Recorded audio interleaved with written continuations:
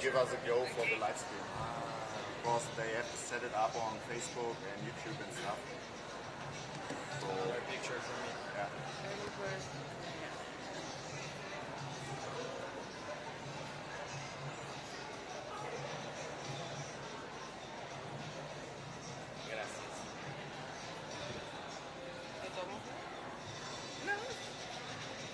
So we can start. Welcome to the Urbanism Space. I'm really happy to have you.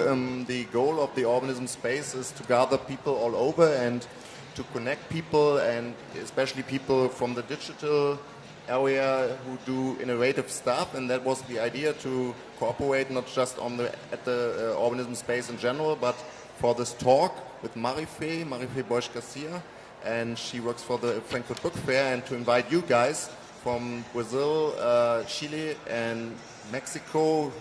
I assume they couldn't make it, but we still can talk about their companies. So you're very welcome in the Urbanism Space. I just met you, got to know you. You're from Chile, right? Yeah. So welcome to you too.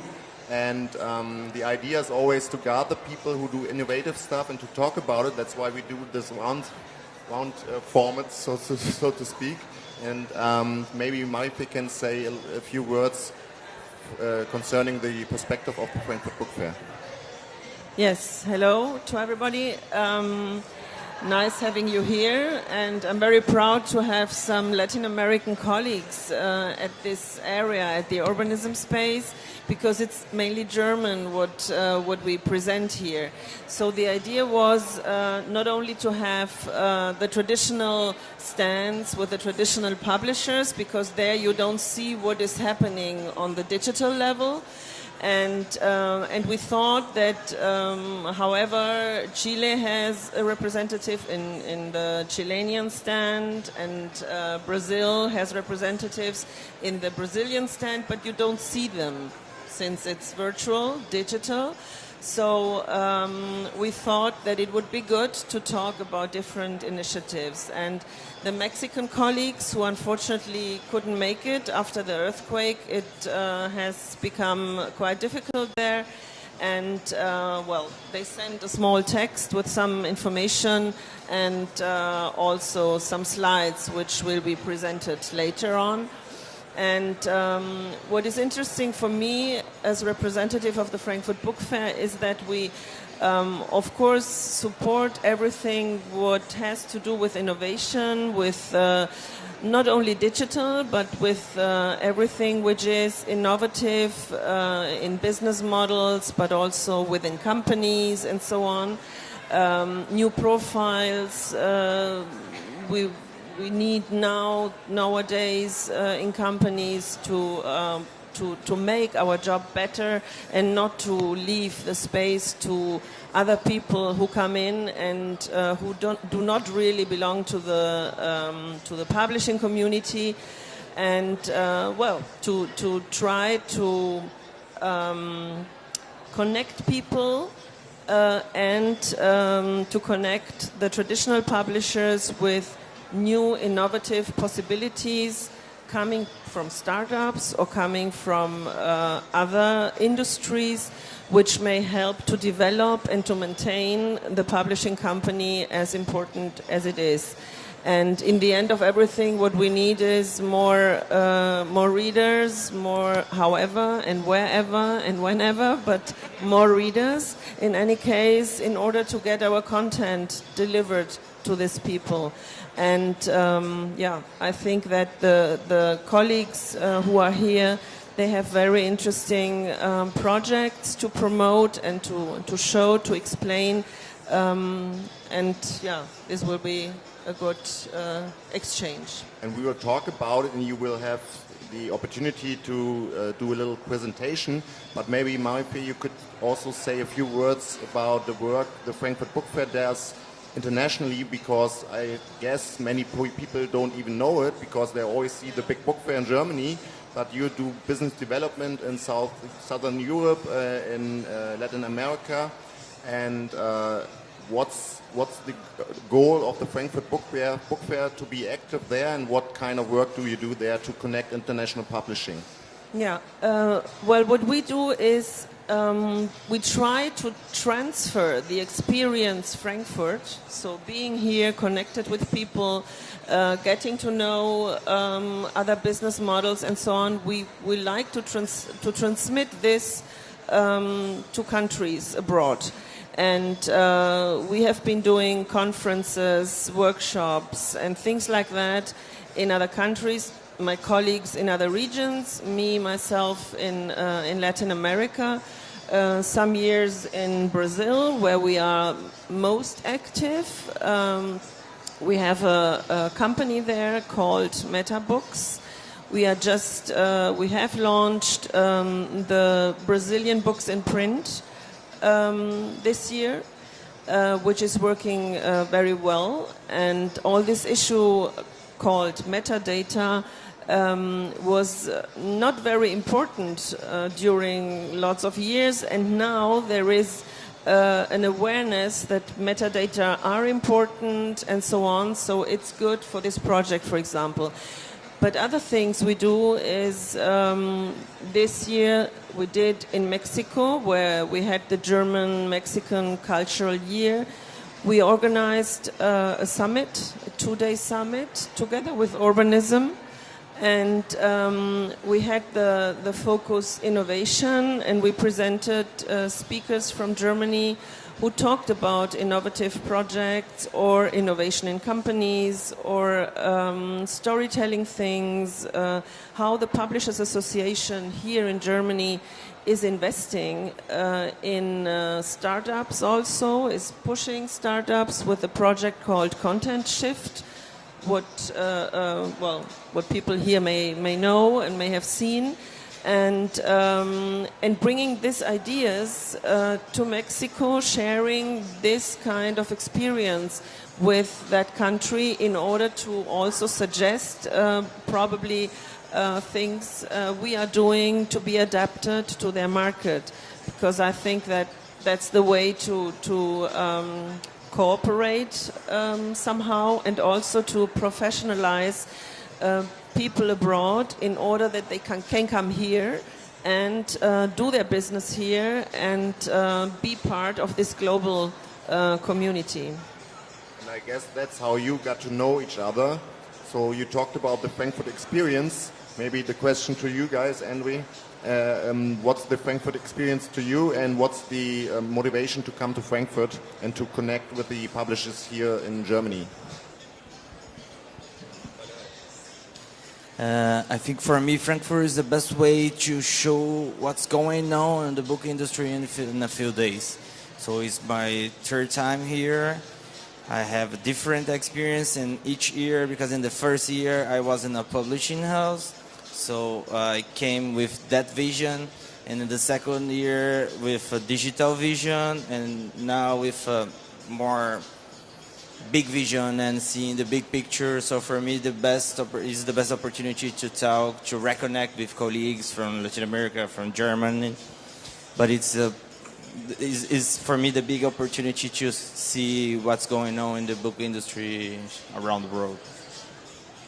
I try to take these days at the book fair. One part for to do business. A lot, business, work, and the other part is to see what they are doing, to work, to see what they are doing the Germans, Koreans, and to learn. It's my time to learn and get ideas to go then to South America and try to implement them there. What's your experience of Frankfurt? Surprise! I think, right, like Javier, my experiences were to learn a lot and to do business also, and to make networking, a lot of networking, and know people, talk to many people, and look a lot and speak with people also. So what does the Frankfurt Book Fair offer to promote innovative publishing? I mean, that's what we will be talking about. So can present your companies. That's how we came together. You are founders, you do innovative stuff, and that's what we want to have, want to be the platform for.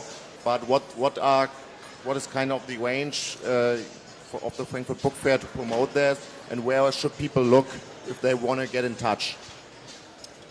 Well, I think that we need to look at the stands of the publishers. We have been talking to the organizers of the Chilean stand. We have been together with Andre. We have been talking to people who organize the national stand from Brazil, in order to think on how these digital initiatives may be seen there, because it's everything very book-oriented. And I think the stand conceptualists should incorporate into this presentation also something showing what is happening on the digital level, because there are more and more companies like Javier's or Andres that should be represented within this national context, so that people see, oh, this is also Brazil, or this is also Chile. It's not only the books I'm seeing there. And this would help also to change the image of the countries, because by now you have only, it's very much, but you have only the print world demonstrated, visible. So the idea is like a little bit consultant. I understand my job as a consultant sometimes, and to talk with the organizers and say, well, think about, of course we have the hotspots, and you can go to the hotspot and there you are one more, but probably the government who is supporting part of this booth could also understand that this different cultural industries should be at the booth too, and not only the publishing. And this would be something interesting for all, for us, but also for each country, because the diversity of their culture is much better shown to everybody, and you transmit culture and business to all the others. So I think that would be a nice scenario for the next years. So I think that's the perfect introduction. Please come to Chile. Yeah. I'm going in a few weeks. No, live there and work there. Huh? So you'll meet again. And that's the perfect moment to invite you guys to show what kind of innovative publishing goes on in your countries and in your companies. So who wants to go first? Andre? Me? So Okay, no problem. I will tell our colleague to activate the presentation.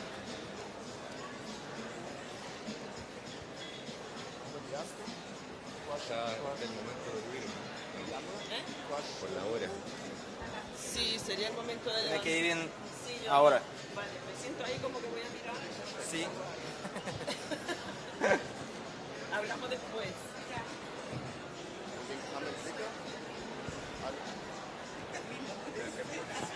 Can I control using this?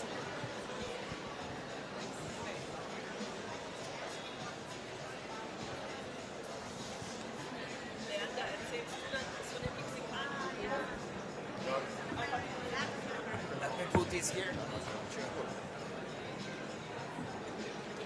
But you can see from here? Yeah. So, we are a Brazilian company, Coisa de Livreiro. Coisa de Livreiro, it's a kind of expression because everyone that works with books in Brazil, it's a livreiro. It's our expression for the book professionals. We are a basic marketing and business intelligence company for books, and we work with the whole chain of the book industry in Brazil, with publishers, with bookstores, with the authors. This is and we have two situations. We have clients that have a fixed contract with us, like a consulting company. It's between a consulting company and a marketing agency. We are in the middle. So we have this situation, and we have clients that came to make some campaign, to launch a book, or to do some promotional week or Black Friday or something like this. This is our numbers of the marketing campaigns from May to September of 2017. We made more than 160 campaigns, marketing campaigns. More than 900,000 readers are impacted directly through our campaigns. And we have, because we have, I need to choose to talk about this. We have a media hub, so we have some, we sell the campaigns through some channels, and we have a B2B channel in Brazil called Publish News, and we are the responsible to sell all the banners and email marketing and all the media slots for this channel. And we have the digital influencers. We have a casting of 15 digital influencers in Brazil, and I think in the German and Chile is the same. We call them booktubers. Are people that have a YouTube channel just to talk about books. So all these channels together have more than 2.3 million subscribers.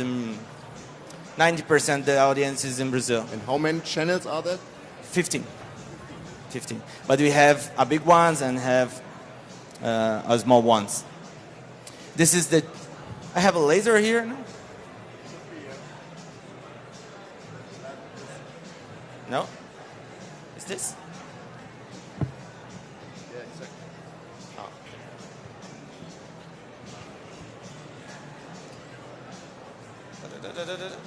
Might not show it on the screen because it absorbs the light. So Publish News is the most important channel for the market to know about the news. Publish News have the bestseller list in Brazil. So this is our B2B channel. Scoop, it's a Brazilian company. It's a kind of Goodreads, have the same business model and have more than 4 million users in Brazil. Todachin, it's a brand, have a beginning since 20 years ago with a magazine for teenagers, and nowadays it's a brand with website and a lot of digital actions. And Book for You, it's an early stage application. We are beginning the operation of this application with the guys of Book for You, and this is some of the biggest booktubers. So just to do an example, Carol Moreira, it's a channel, it's a girl, and she works a lot with movies, with Warner Channel and this kind of clients. She have nowadays more than 400,000 subscribers in the channel. It's a big channel in Brazil when we are talking about culture and books. And this is our channels also, booktubers. This is some of our clients. So we work with the bookstores, we work with the publishers. We also work with studios of movies. We work with the Brazilian Book Chamber, is the main entity of books in Brazil. And we work also with the international publishers like Planeta, HarperCollins. This is some examples of campaigns, because for us every campaign begins on YouTube. And we have, of course, Instagram, Facebook, but every campaign begins on YouTube. This is a bookseller campaign. It's a bookseller called Saraiva, is the biggest one in Brazil, have more than 100 physical stores in Brazil. This is an action for Kindle Unlimited to bring more subscribers for the service. This is the new book for John Green that had launched 3 days ago. This is the latest book of Paula Hawkins. I don't know the name in English. It's In a Deep Water or something like this. So it's just to show you some examples of the YouTube campaigns. This is the upcoming campaigns. This is the award of Amazon for the self-published authors in Brazil, because we have a lot of authors in KDP. KDP is the name in Germany also, yes. And this is the book of John Green. This is a Mindhunter. It's a new book that is already a series on Netflix. And this is a young adult book that is in the New York bestseller list like 3 months directly. It's a huge success in US. And this is another detail. We are associate partner of Microsoft, so we use the whole applications of Microsoft in our company, and we sell this for publishers and booksellers also, because we believe in these solutions. And to be quick, every marketing campaign for us begins with two questions. What is the content? What is the book? What is the issue? And to whom? What is the audience? What we need to acquire with this campaign? So we do a big research because we have that DNA of a consulting company. So we are not just a media seller. We do all this research for the clients for each campaign. So we have some keywords, some education level, gender, age, region, the brands that could be fit with this content and this book.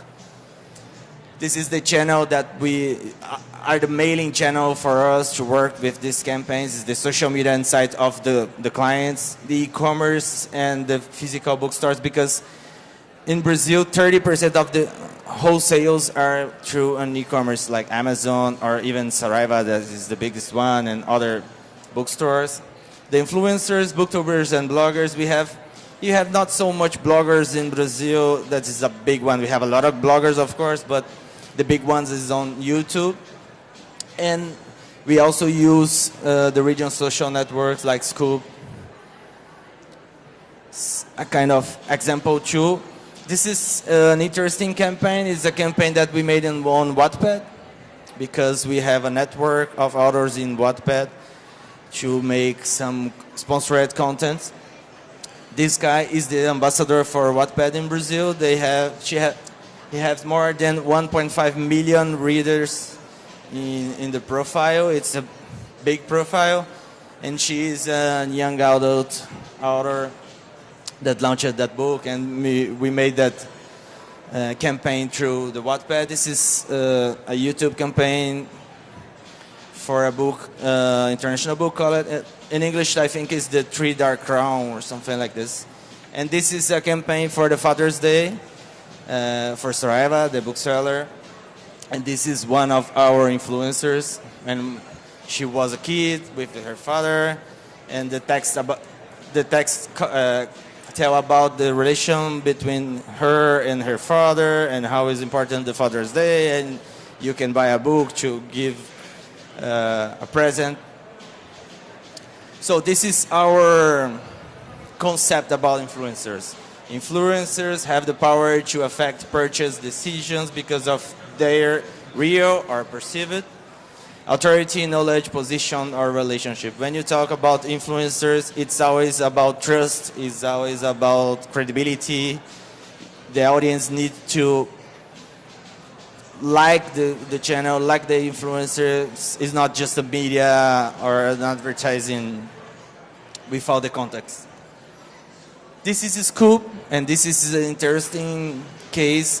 This is a book for one of our clients, and you can put your book on the platform, and you can, when you are a reader, you can put the book in some bookshelves, and one of the bookshelves is I Want to Read. So 1 month after that the book had launched, we become to the book page and have 769 people that market the book as I Want to Read. So we send an email marketing to these people and talking like, you want to read the book? Here's a discount voucher to buy this book directly from in a bookstore, and works very well. And for publishers in the Scoop, you have analytics. You can know the readers, how your audience and your clients. And this is our definition for what is reading social networks. Bring book lovers together in one place where they can share book reviews, current readers, join discussion groups, etc., etc. And this is not our core business, but we do this sometimes in the year. These pictures with beers is in a book fair in Brazil that's called Flip. It's an international literary party. So we made this. We made a house with some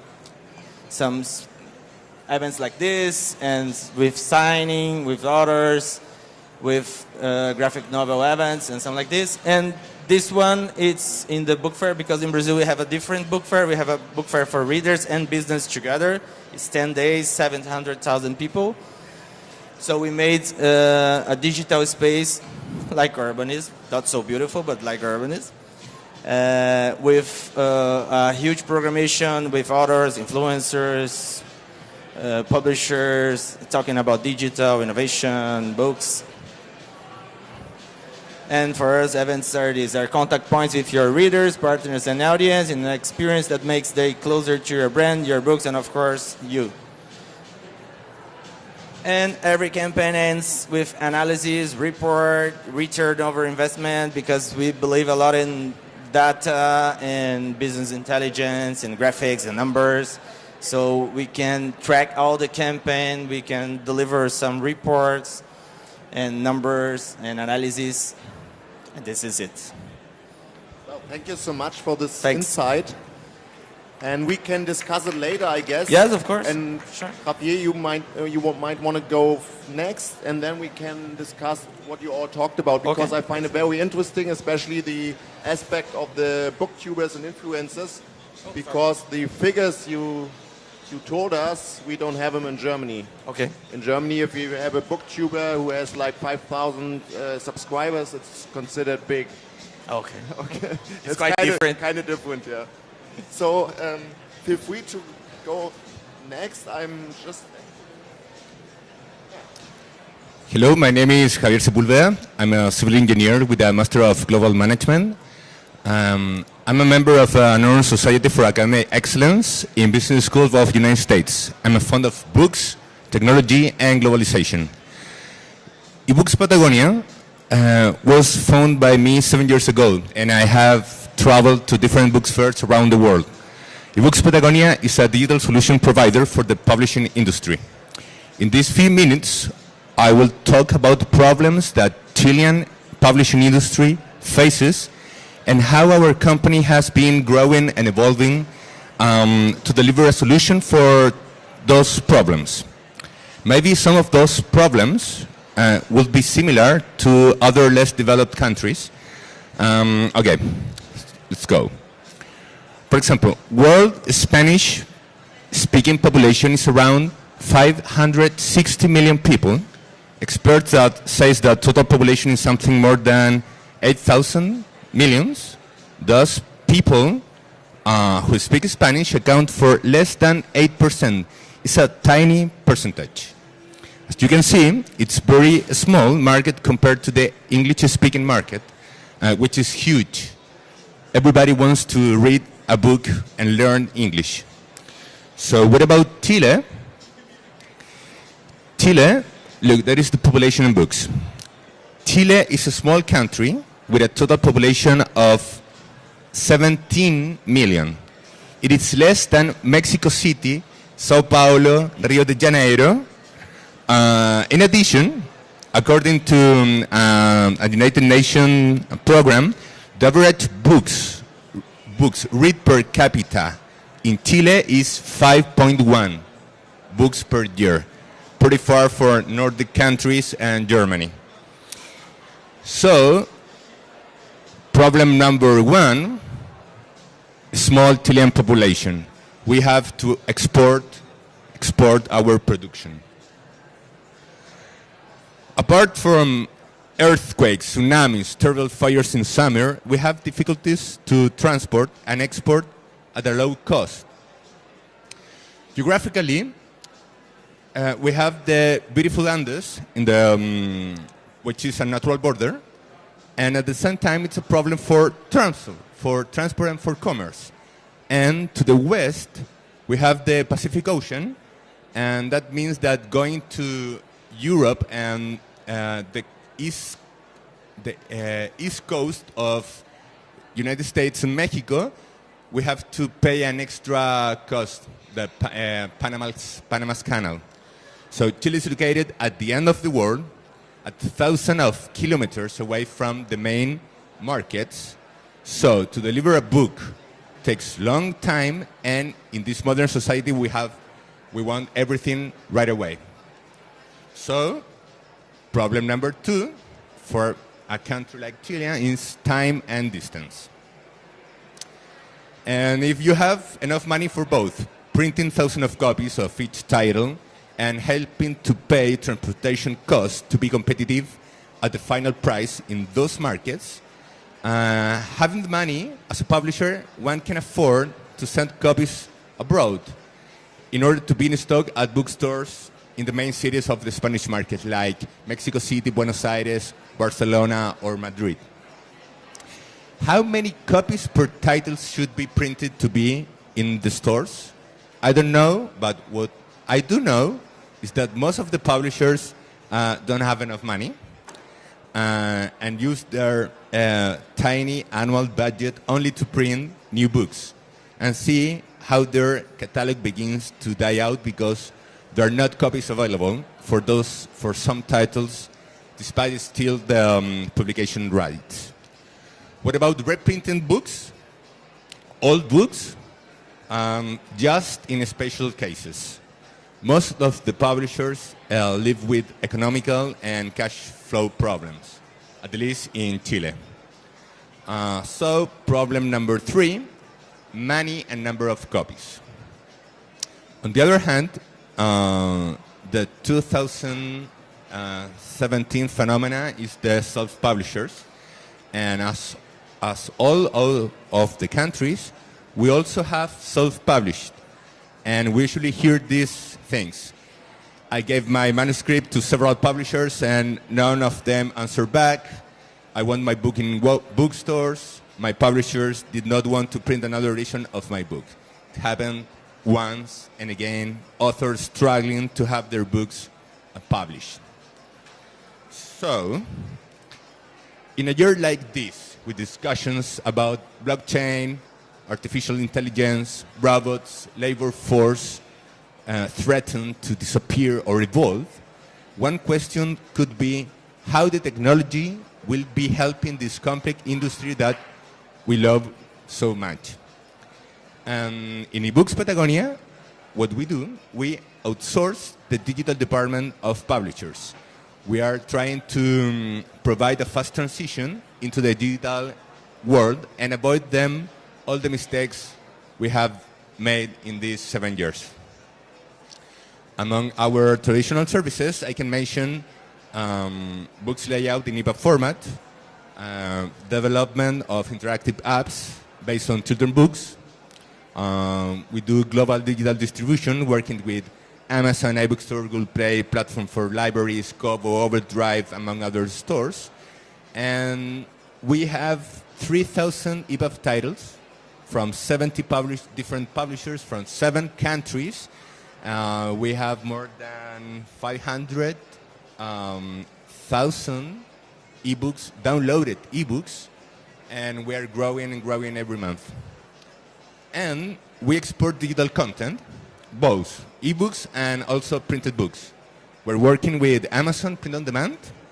Those titles are available in their printed format around the world. Technology is the way we think we can expand the market, guaranteeing the access to the books. And also, as a small company, but we have developed our own technology. It was a demand-driven technology. It started with a business school, began to buy only digital books for their students, and all the process associated to digital right management, DRM, from Adobe, was so boring and complex for them. And because of this, we tried to buy a solution, but it was so expensive for Chilean people. And then we have to develop our own app for this client. Then we're using a white label model to any publisher or institution can afford their own app by a small monthly fee. And this is my new, I love this, Gato Perro, cat dog. This is our new product, and it's focused on children, on students for schools. Gato Perro is an app. It is a school digital library with a package of 18 titles differentiated by grade.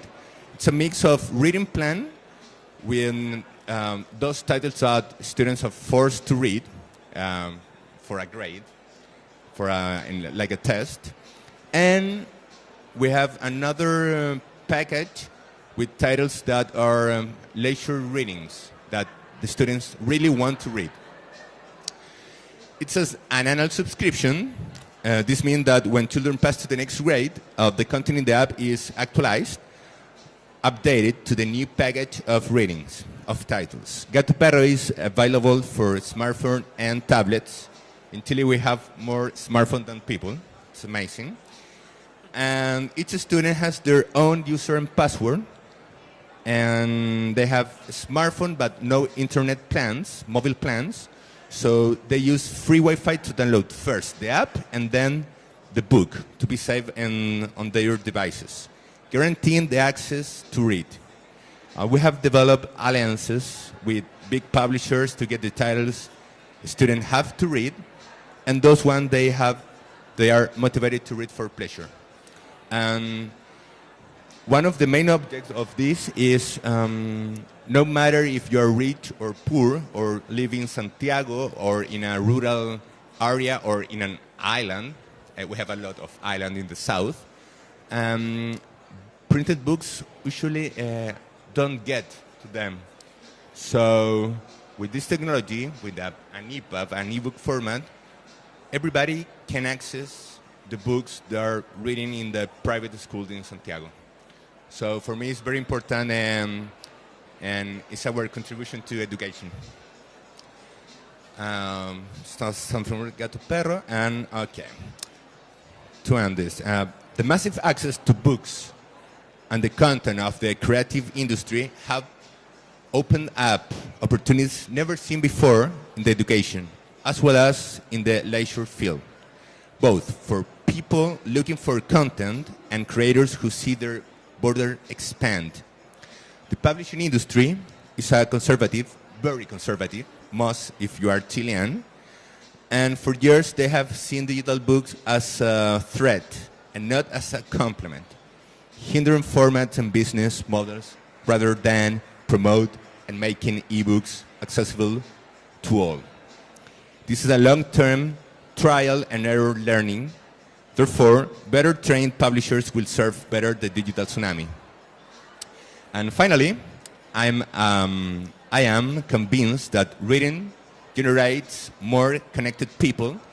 It also encourages creativity and the questioning of things. From eBooks Patagonia, we are providing a grain of sand to the digital revolution, and a wave that has been growing for decades and only grows more quickly. And it's a long road to walk. Thank you so much, Javier. It's really interesting. And if you, what would you say? What's your vision? Where you want to go in 5 years? Is it mainly about access to make books available, to promote cultural development through that? Where you want to go with the company? With our company growing,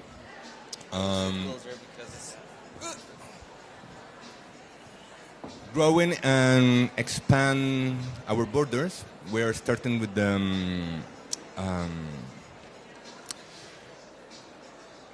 in Chile.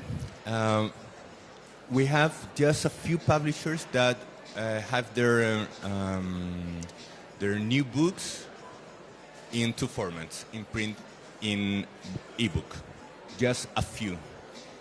And last week I have been in Argentina, in Buenos Aires, for the some kind of a government promoting the creative industry, and I gave them a talk about digital tsunami. And talking with publishers is almost the same. Just a few publishers have their own catalog in EPUB format. And talking with Andre a few minutes before Urbanism, he told me that it was more than 50%. Yes, I don't know the exact number, but it's a huge number of publishers in Brazil that haven't at least one ebook on the catalog. Have nothing. So in the next few years, we are trying to go to the publishers and provide them a jump to the digital world. So that is our first step, and try to export. We are exporters. We export a lot. Our main markets are in Mexico, Spain, United States. So it's a long way. So you might do also some consulting. I mean, in Germany we got like distributors like Bookwire, for example. Yes, I know. And others like Readbox, and they started early on working closely together with the publishers to help Even the conversion promote and- their internal processes, because the question is, why don't they have like the ebooks, ebook versions of the books? I have an idea about Yeah, that. okay. Most of them are small companies, or also the big ones.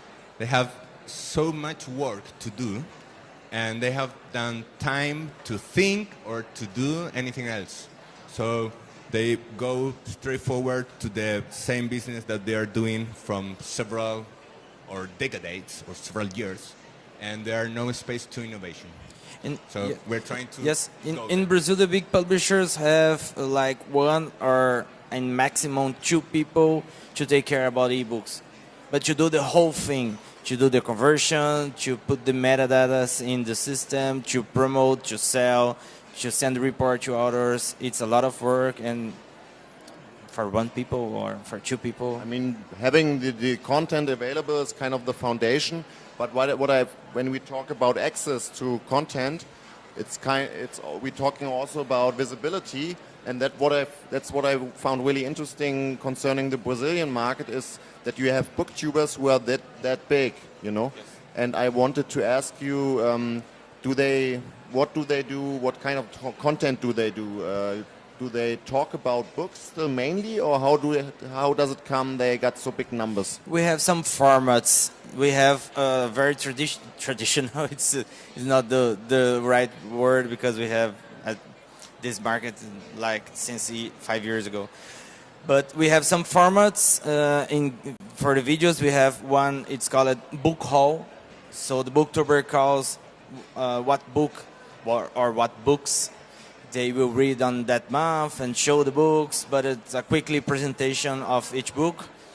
We have videos for one book only, so the publisher came to us and say, oh, I need to launch this book, so I need a campaign exclusively for this book. So we made a video just for one book. It's an exclusive video for the books.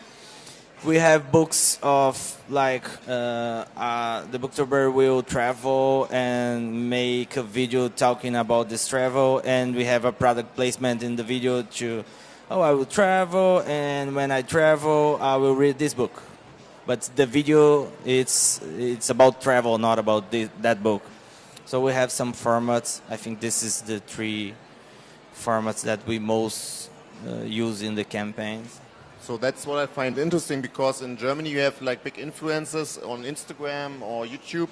They are mainly talking about general topics, and what's called booktubers in Germany is mainly about, oh, I read this book and it's about this and that and I liked it or not. And I think that's part of the reason why they don't get that big, you know, because I mean, many people are interested in books, but if your topic is just reading the book, you're not talking about the actual content, yeah. Yes. So that would But be... we have at least 3 or 4 channels that it's exclusive for books with more than 100,000 subscribers in Brazil. And the channel only talk about books in the whole formats, but only talk about books.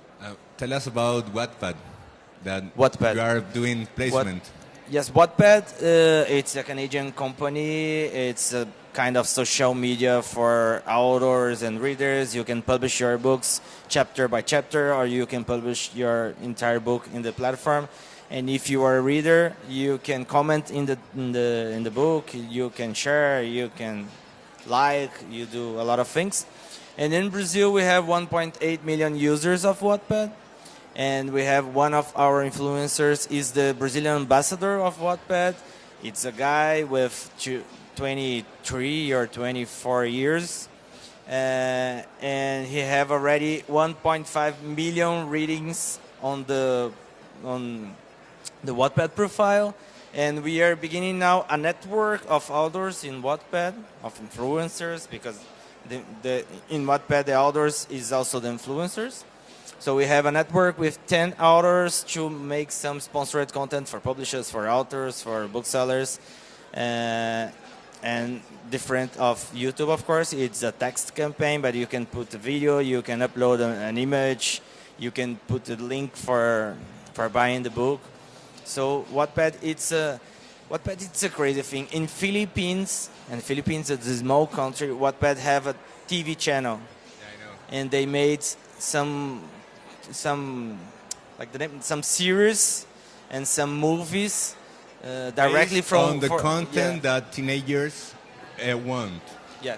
They know what are reading and what the content they want to see in the TV. Yes. Kind of like Netflix. They analyze Yes, the it's a kind of preferences Netflix. and then Yes, they do yes. House of Cards Yes. Yes. for books. Yes. I talked to Andrea about Wattpad because when I go to schools in Chile, there is a gap between the teachers and the students. Yes. It's amazing, and I always to know if the students are enjoy reading or not. I always ask, who has Wattpad on their mobiles? Everyone. Just a small percentage of them write on Wattpad. And the teachers don't know what is Wattpad. And the publishers don't know also. So it's amazing all these happenings, all these things are happening this year. We have like lots of fan fiction then too on Wattpad? Yes, of course. Yeah, we have a lot of fan fictions. But I think the most interesting phenomenon in Brazil, and I think this is a global phenomenon, the YA authors are becoming a lifestyle. It's not just an author. It's a lifestyle about content, about using the digital universe. So in the book fair in Brazil, we had a book fair last month, and we have like a backstage of authors, and you enter in the backstage and could be a rock festival backstage because it's a lot of teenagers, the authors, it's a lot of teenagers with tattoo, with colored hair. This is really changing the. What does it mean, lifestyle? It's like cool to be an author? It's cool to be an author. It's cool to read books, physical books, not just digital, but physical books. So this is a big change in Brazil, and I think this is not just in Brazil, but we have Like this. vintage reading. Yeah. But we have we really have this disconnection between the teachers and the students, or the old publishers and the new ones. And what we are trying is to put the people in the same page and use this digital universe to promote books, to sell more books, and independent if it's digital books or physical books. We slowly have to come to an end, but I would also like to ask you, how do you today use data to promote your business? Because you also already talked about that you do lots of analysis, but you do too. How do you use data to analyze the success of your distribution, and how do you then again use it to promote your offerings? Mostly of our use of data is to recognize what are the titles that are moving faster or sell more than others, and that rule of 20% makes the 80% of the sales. It's amazing. It's applicable it's used for all. So we analyze which publishers and which titles, then we can do campaigns about them. And with the students, with Gato Perro, this is the school digital library, we have to see what are the titles that students really want to read, and then encourage to have more of that kind of titles, because in this gap that we were talking about, there are the reading plan that the forced to read. There are titles that are for there are, I don't know, 200 years. They are public domain, but students don't want to read that. So we are trying to change the reading plan of the school. Do you use data? We use data for us to analyze the channels, the growing of the channel, what you need to do to boost some channels, to improve the content, and we use data to report the campaign to the clients, how we can track how many sales that campaign made, how many viewers, how many likes, the comments, and we bring all this together and send a report to the clients. And that's pretty interesting because we now have to come to an end, but the next session is all about big data, and Andreas Weigand is coming. He used to be the chief scientist of Amazon, so we can prolong this topic. And afterwards, the next session is with the Next Media Accelerator, and they do lots of promotion for startups in Germany.